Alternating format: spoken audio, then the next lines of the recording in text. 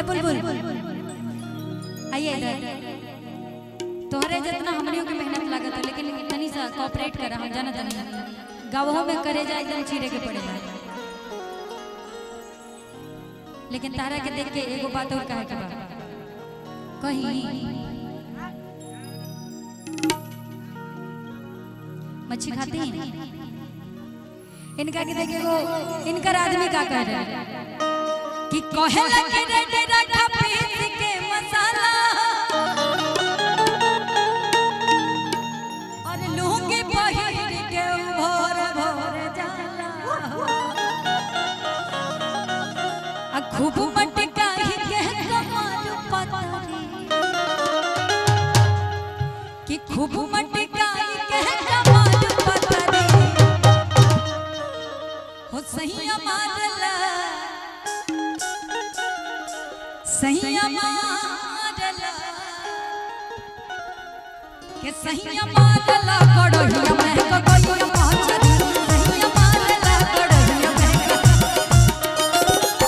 कहे लगे रे रात पीस के मसाला लोग के पहिर के भोर भोर कहे लगे रे रात पीस के मसाला लोग के पहिर के भोर भोर जाला खूब मटकाई के कमाल पतरी खूब मटकाई के कमाल पतरी सही मारला सही मारला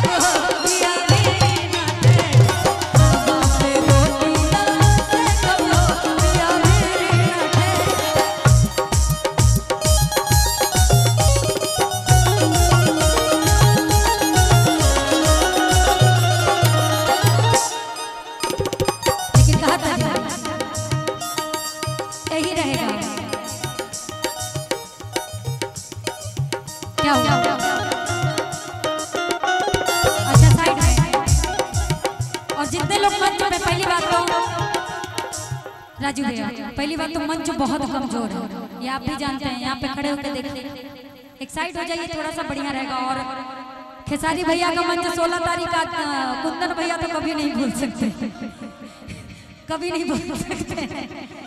मेरे भी सर में आज भी चोट है, और अगर सर फूट गया होता तो आराम मिल जाता, लेकिन सर नहीं फूटा है, आज भी प्रॉब्लम है। वो खेसारी भैया का मंच हमको जीवन भर याद रहेगा।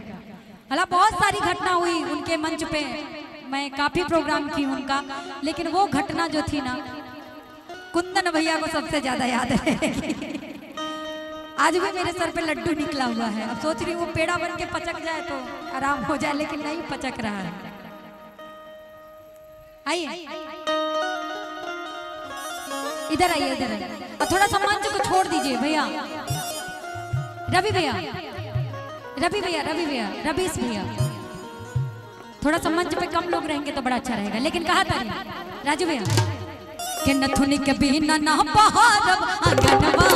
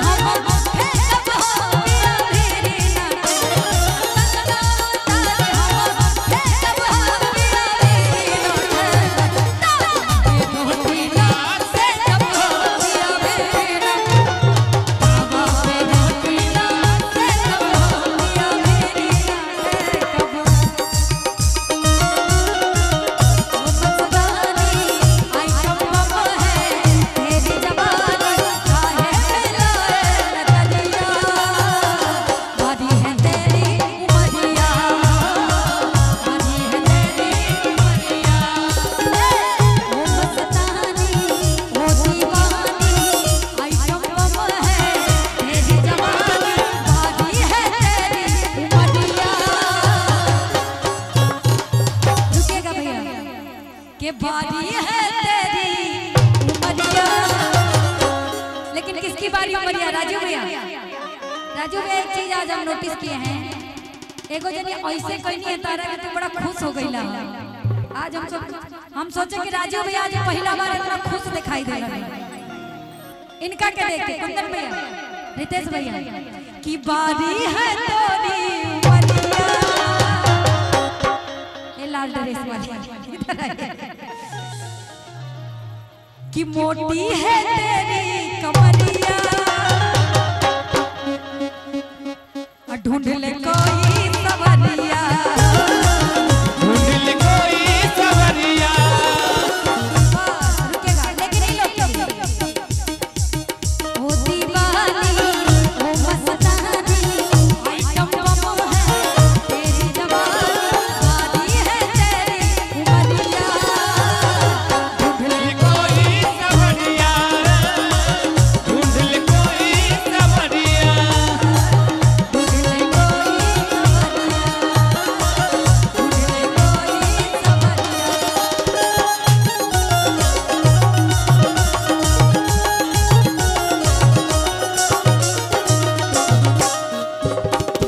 लेकिन कहा था अपना सैया जी से तार भाव हमरा बड़ा निमन लगा।